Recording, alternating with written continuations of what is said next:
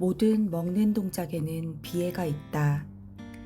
모든 포유류는 어금니로 음식을 으깨서 먹게 되어 있다. 지하철 계단에서 쭈그리고 앉아서 자장면을 먹는 거린의 동작과 고급 레스토랑에서 냅킨을 두르고 거위간을 먹는 귀부인의 동작은 같다. 그래서 밥의 질감은 문명과도 같은 정서를 형성한다. 전기밥솥 속에서 익어가는 그 평화롭고 비린 향기에 나는 한평생 목이 메었다.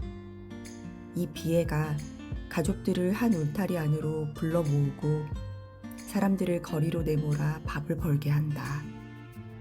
밥에는 대책이 없다. 한두 끼를 먹어서 되는 일이 아니라 죽는 날까지 때가 되면 반드시 먹어야 한다. 이것이 밥이다. 이것이 진절이 나는 밥이라는 것이다.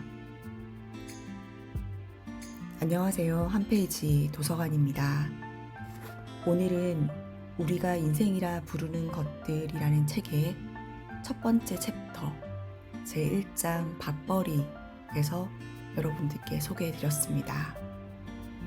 그중 첫 번째 소개해드린 시는 김훈 작가의 라면을 끓이며 라는 책에서 밥이라는 시를 여러분들께 소개해드렸습니다.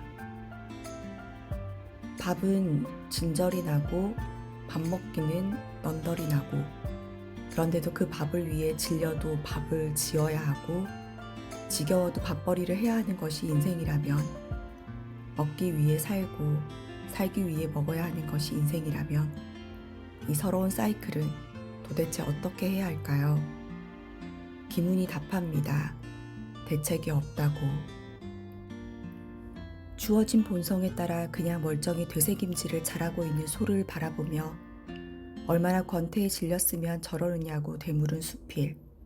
권태의 이상처럼 지금껏 밥만 잘 먹고 심지어 맛집을 찾아 인증샷 남기느라 정신이 없는 우리에게 먹는다는 일이 얼마나 슬픈 일인지 아느냐고.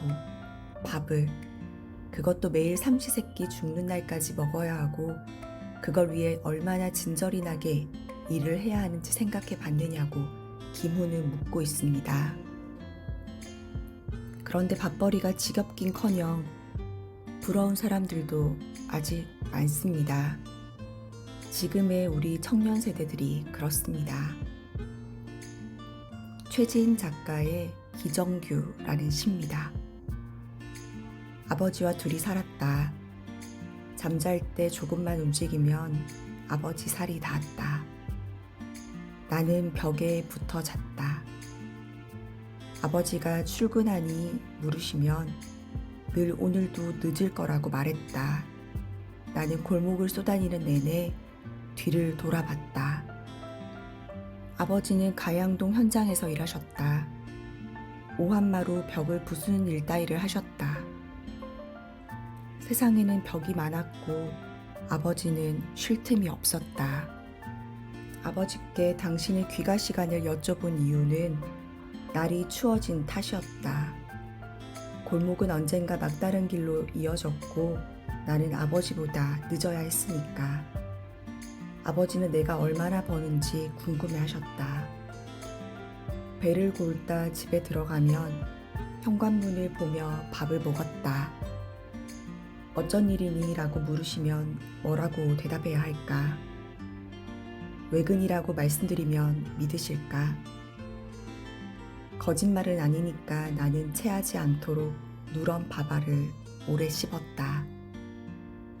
그리고 저녁이 될 때까지 계속 걸었다. 이 시는 나는 벽에 붙어 잤다라는 민음사의 책에 수록된 시입니다. 아버지는 밥벌이를 하는데 아들은 그렇지 못한가 봅니다. 사실 아버지의 밥벌이도 썩 좋아 보이지는 않습니다.